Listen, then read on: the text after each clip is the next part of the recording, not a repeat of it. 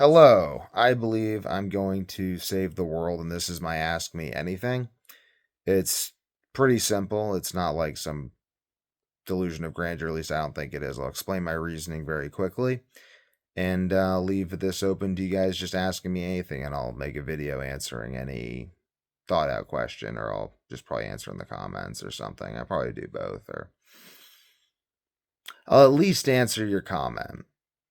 And then I guess you could request if you wanted a video response or something. Because I want to be gracious to people leaving comments. I don't want to be like, oh, you left the comments, so now I'm going to make a video off of your comment because I'm farming you for content. Like, I'd like to, but I honestly don't care. And I value just continuing the interaction in the medium that it began, if that's most favorable. Because again, I think it would be impolite. Um, the plumber is here, so I may interrupt this. I'm going to just briefly put this up here because I'm going to talk more about this. Because again, I think this is going to save the world. I think what I'm talking about is going to save the world. So it's very important that I talk about it every day because otherwise, like, how can it save the world? It just seems a little self defeating.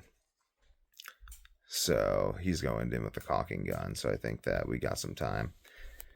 So basically, I think that the United States has the capacity to organize itself to solve all of the economic, industrial, social problems of the world. I think that it's made of all the best and most aspirational, hardest working people from the entire world and is a repository of all the best genes that have been selected for their willingness to change and get on bundles of sticks to travel across chaos incarnate to start a new life, which, as someone who's coached people with their health problems, I can tell you making that sort of a change is like the hardest thing in the world for people. So the fact that this country was and is populated by people who all made that sort of change, I believe, makes us capable of anything. So then the question would be, well, why would we not fix these problems? And I believe that metabolic dysfunction, like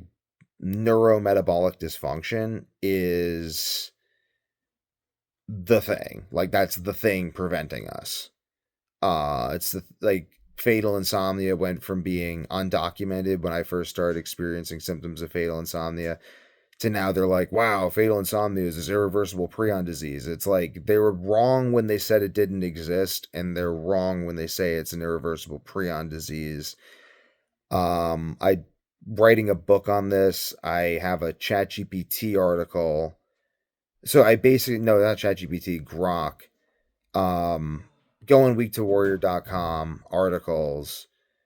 I posted a conversation I had with Grok for the purpose of showing people why I think this. Like, this is why I know fatal insomnia is not what it is. And it's like there's so much more that isn't in the conversation. But it was just a conversation that happened with Grok, and it took mental energy for me to do that. And it's valuable for anyone who wants to read it.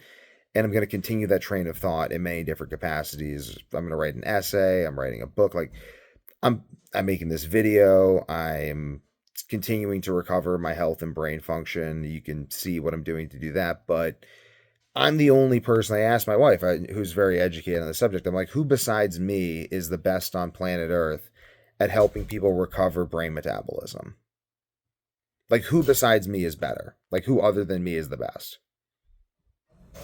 She couldn't name anyone. She was just like Rhonda Patrick, Thomas DeLauer. Like, who specializes in that?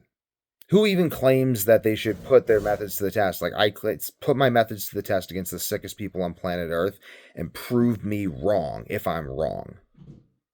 No one says that. No one's got the balls. I have the balls because I have to, because this is what saves my own life. So this is just what it is, you know? Like, honestly, yeah, like, this is what it is. So basically, I'm the guy. Like, I think I'm the guy. I don't think that anyone else is going to do this work on brain metabolism. I think this work is what underlies a lot of schizophrenia, manic depressive. There's a lot of implications. I mean, the fact that it bridges insomnia, metabolism, prion disorders, and toxicity pathways and detox pathways. Just go look at the chat if you're interested. I mean, like literally, like if you doubt that what I'm doing is going to change the world, look at that chat and ask me a question, because I have a million more things to say. That chat is just the beginning of the iceberg. There is a frozen sea in me of information that I've just begun to hack out, because I've spent my whole life doing this and not really putting it down formally. And now I'm at a point where it's like, if you look at the mastery trajectory that Robert Greene describes, I'm at the creative active phase.